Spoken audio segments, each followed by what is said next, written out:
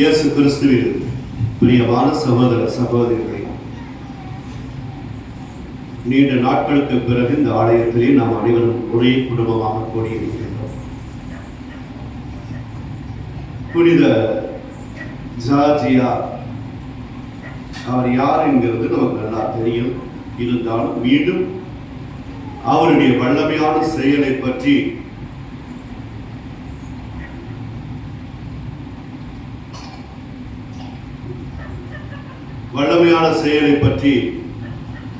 சில வார்த்தைகள் கூற விரும்புகின்றேன். நமக்கு கேள்விப்பட்டிருப்போம், ஜார்ஜியா என்பது ஜார்ஜ் என்று அழைப்பார். அவர் வாழ்ந்த காலங்களிலே அந்த ஊரிலே ஒரு அரசன் இருக்கின்றான். அங்கே பறவை நாகம் ஒன்று இருக்கின்றது. அது என்ன செய்யுதுன்னா, ஒவ்வொரு நாளைக்கு ஒவ்வொருத்தரை வழி கொடுக்கணும்.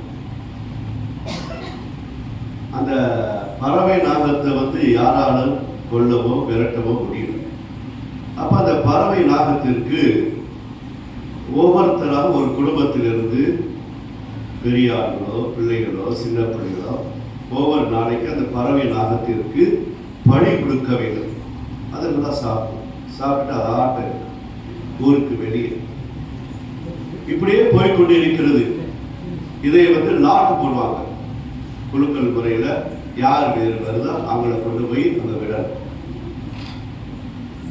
இது எல்லாருடைய வாழ்க்கையும் குடும்ப வாழ்க்கையில் ஒவ்வொரு நாளைக்கு என் குடும்பத்தில் யாராவது வந்துருமோ, நாளைக்கு பரவலாதுக்கு பலியாகி போவோமோ, இரையாகி விடுமோ என்று எல்லாரும் பயந்து பயந்து பயந்து வாழ்ந்தார். ஒரு நாள் குழுக்கள் போடுகின்ற பொழுது அந்த நாள் அரசனுடைய மகள் பெயர் அதில் விழுந்துருச்சு. அரசனுக்கு எப்படி மற்றவங்கெல்லாம் போகும்போது அரசன் கவலைப்படவில்லை. அரசனுடைய மகள் பெயர் அது வந்த உடனே அவங்களுக்கு அரசனுக்கு மனசுக்குள்ள ரொம்ப வேதனை. அப்பொழுது கேட்கின்றார், வீரர்களே, யாராவது இங்க இருக்கீங்களா? என் மகனை இன்னைக்கு பழி கொடுக்க போகும். என்னால் தூங்க முடியல, சாப்பிட முடியல, ஒன்றும் செய்ய முடியல. இதுவரை மக்களாகிய உங்களுடைய குடும்பத்திலிருந்து போகும்போது கூட நான் உணரவில்லை. அந்த பறவை நாகத்தை அழிக்க வேண்டும் என்று நான் உணரவில்லை. சரி, அவங்க வீடு தானே, இவங்க வீடு தானே, இவங்க வீடு தானே நினைச்சு இன்னைக்கு என் மகள் குழுக்கள் முறையில விழுந்துருச்சு. என் மகளை நான் அந்த பறவை நாகத்துக்கு பழி கொடுக்க முடியுமா? ரொம்ப வேதனைப்படுகிறார், கலங்குகிறார், கண்ணீர் சிந்துகிறார்.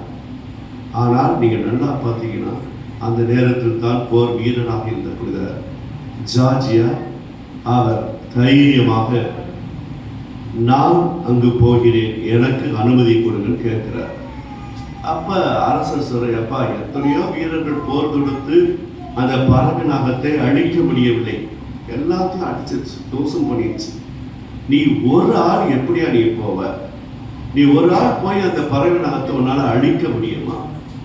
பரவாயில்ல பையன், மக உயிர் போனாலும் பரவாயில்லை, நீ வேணாம் அப்படின்னு ஜார்ஜ்கிட்ட சொல்றார். அப்ப ஜார்ஜ் சொல்றாரு, இல்லை என்னால் போக முடியும், நான் போகிறேன், நம்பிக்கை கொடுங்க. எனக்கு நான் நம்புகின்ற ஆண்டவர் இயேசு கிறிஸ்துவின் சிலுவையை நான் கையில் வைத்திருக்கிறேன்.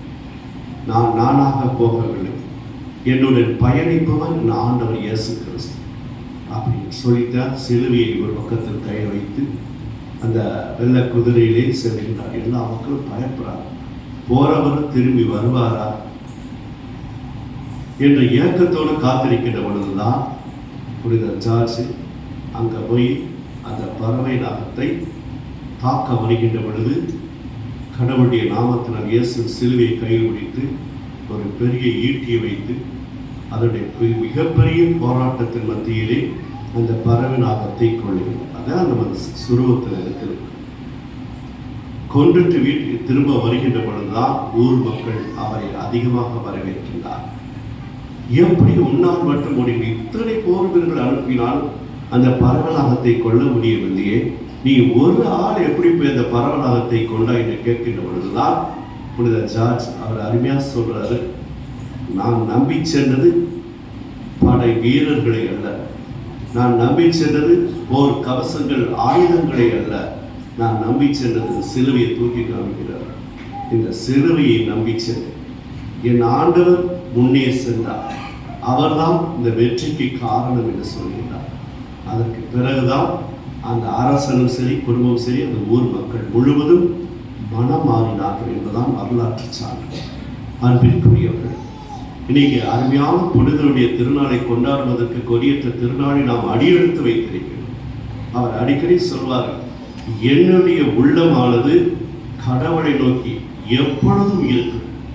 என்னுடைய உள்ளம் மேல் நோக்கி தான் இருக்கும். இன்னைக்கு கொடியேற்றுதலும் அதைத்தான் வலியுறுத்துகின்றன.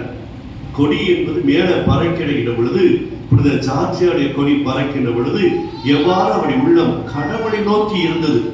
ஒவ்வொரு செயலும் செய்கின்ற பொழுது ஆண்டவர் இயேசு கிறிஸ்து விடாப்பிடியாக இருந்தது. புனித சின்னப்பர் அருமையா சொல்வது, வாழ்வதும் இயக்குவதும் இருப்பதும் ஆண்டவரால் தான். அந்த நம்பிக்கை தான் புனித ஜார்ஜியாருக்கு இருந்துச்சு. அதனாலதான் அவர் சாதிச்சார். இன்னைக்கு அவருடைய பெயரால் நாமத்தினால் கொடியேற்ற போகிறோம். இந்த கொடியேற்றத்தில் அவருக்கு இருந்த ஒரு ஆழமான நம்பிக்கை, விசுவாசம். நாம் வாழ்வதும் இருப்பதும் இயங்குவதும் ஒவ்வொரு அடியெடுத்து இயங்குவதும் அந்த ஆண்டவர் இயேசு கிறிஸ்துவே அவர்களுடைய அருள் உதவியால் தான் என்பதை நான் நம்பி அடியெடுத்து வைக்கிறேன். ஒவ்வொரு நாளும் சிறப்பாக நம்முடைய வாழ்க்கையை தொடங்குகின்ற பொழுது ஆண்டவர் இயேசு கிறிஸ்து நம்மோடு பயணிக்கிறார், நம்மோடு இருக்கின்றார் என்று ஒரு ஆழமான நம்பிக்கை இருக்கின்ற பொழுது இந்த பறவை நம்முடைய வாழ்க்கையில் எந்தெந்த துன்பங்கள் வந்தால், எந்தெந்த கஷ்டங்கள் வந்தால் அதெல்லாம் அப்படியே ஒண்ணுமில்லாம போயிடும்.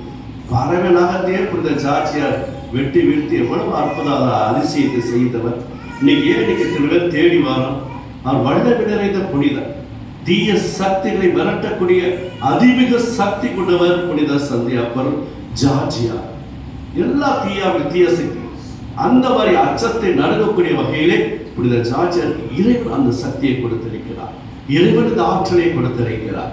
அதனால தான் இன்னைக்கு நம்ம தேடி வருகிறோம், அவரை நாடி வருகிறோம். நம்முடைய மன குறைகள், கவலைகள், நோய்கள், தீய ஆவிகள், தீய சக்திகள், செய்வனிகள், புள்ளி சூனிகள் என்று நினைக்கின்ற பொழுது புனித ஜார்ஜியாரை நம்பி போகிறோம். பறவை நாகத்தை வெட்டி வீழ்த்தவர் வெற்றி வீரர்.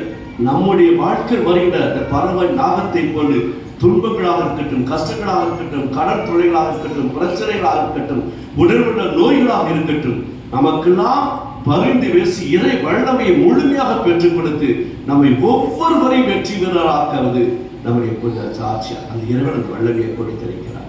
அந்த நேரத்தில் சிறப்பாக இந்த ஜார்ஜியார் வழியாக நாம் சிறப்பாக ஜெபிப்போம். ஏதோ வருஷத்துக்கு ஒரு தடவை இல்லை, அவரை ஒவ்வொரு நாளும் நினைக்க வேண்டும். அவருக்கு இருந்த இந்த ஆழமான விசுவாசம் என்னுடைய வாழ்க்கையில் இருக்கின்றதா என்று சிந்தித்து பார்ப்போம். அதற்கான வரத்தை வேண்டுவோம். ஆமென்.